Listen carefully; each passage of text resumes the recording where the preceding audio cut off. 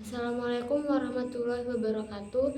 Perkenalkan, nama saya Naura Stabita Zulfa dari Prodi Manajemen Fakultas Ekonomi dan Bisnis. Saya berasal dari Desa Socah, Kecamatan Socah, Kabupaten Bangkalan, Jawa Timur. Di sini saya akan menjelaskan sejarah Desa Socah.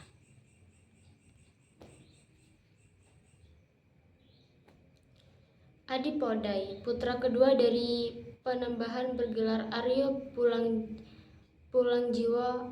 Adipodai menikah dengan Potri Koneng, tetapi tidak melalui proses perkawinan melainkan hanya lewat mimpi.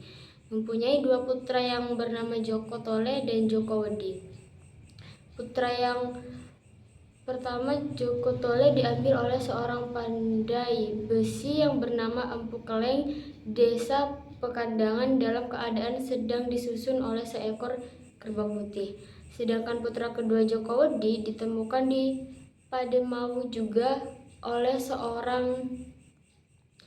Kesenangan Joko Tole sejak kecil ia membuat senjata seperti keris, pisau, dan perkakas pertanian. Bahannya cukup dari tanah liat, tetapi Joko Tole dapat mengubahnya menjadi besi, hal yang tidak masuk akal. Pada usia 6 tahun, ayah angkatnya mendapat panggilan dari Raja Majapahit, Brawijaya VII, untuk diminta bantuan membuat pintu gerbang, dan semenjak keberangkatannya ke Majapahit, Empu Kaleng belum juga ada kabarnya, sehingga mengkhawatirkan Nyai Empu Kaleng. Karena itu Nyai menyuruh Joko Tole menyusul ayahnya. Joko Tole melewati pantai selatan Pulau Madura. Ia berjumpa dengan seorang yang sudah tua di desa Jungjang yang tak lain adalah pamannya sendiri. Saudara dari ayahnya, yaitu Pangeran Adirasa yang sedang bertapa. Kemudian Adirasa memperkenalkan adik Joko Tole yang bernama Joko Wedi. Adirasa pun memberikan bunga melati dan menyuruhnya untuk dimakan oleh Joko Tole yang nantinya dapat menolong ayahnya dalam pembuatan pintu gerbang. Dalam pembuatan pintu gerbang itu harus digunakan alat perekat yang nantinya dapat keluar dari pusar Joko Tole sewaktu dibakar, dan setelah Joko Tole hangus dibakar, segera diambil perekat yang keluar dari pusarnya. Jika sudah selesai, ia segera disiram dengan air supaya dapat hidup kembali seperti sedia kala.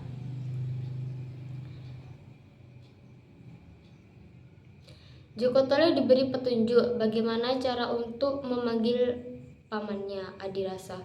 Ia mendapat kuda yang bersayap, si Mega, sehingga kuda itu dapat terbang seperti burung Garuda. Joko Tole pamit untuk ke Majapahit. Sesampainya di Gresik, mendapat rintangan dari penjaga-penjaga pantai.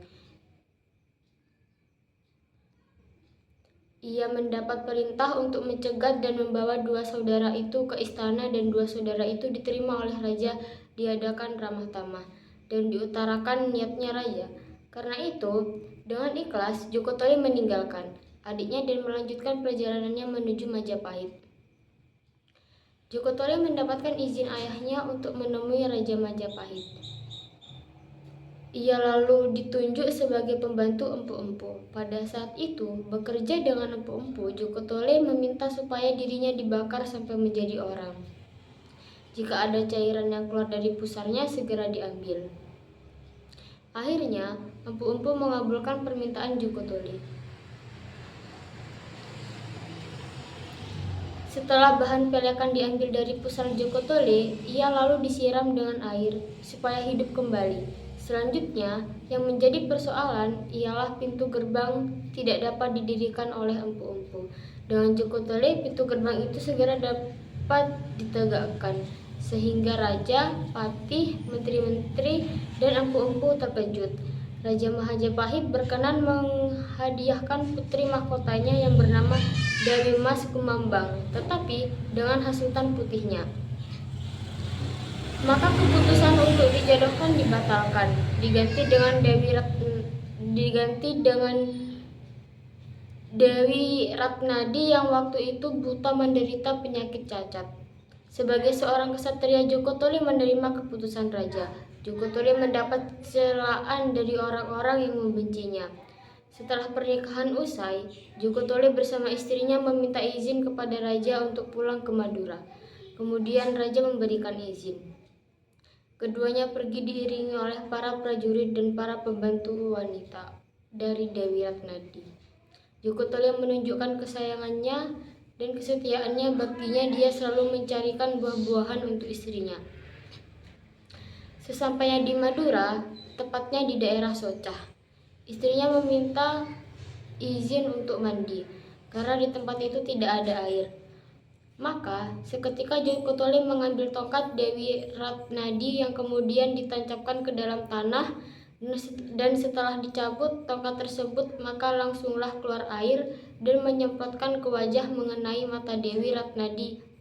Ia berteriak, sungguh aneh dan ajaib. Apa benar Dewi? Kata Joko Tole kepada istrinya. Lihatlah kedua mata saya, Kanda. Bisa melihat, Kanda, Joko Tole. Ternyata benar istrinya bisa melihat. Keduanya bersyukur atas nikmat yang tidak terduga. Maka istrinya bisa berganti pakaian dengan sendirinya. Air bekas tancapan tongkat tersebut akhirnya menjadi sumber mata air yang sangat jernih dan bersih sekarang.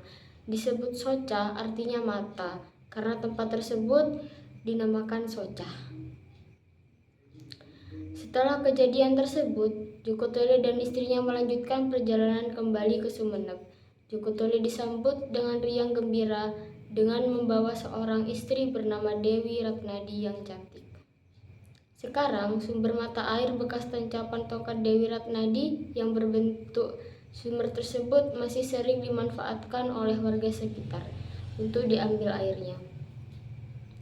Sekian penjelasan tentang desa saya. Kurang lebihnya mohon maaf. Wassalamualaikum warahmatullahi wabarakatuh.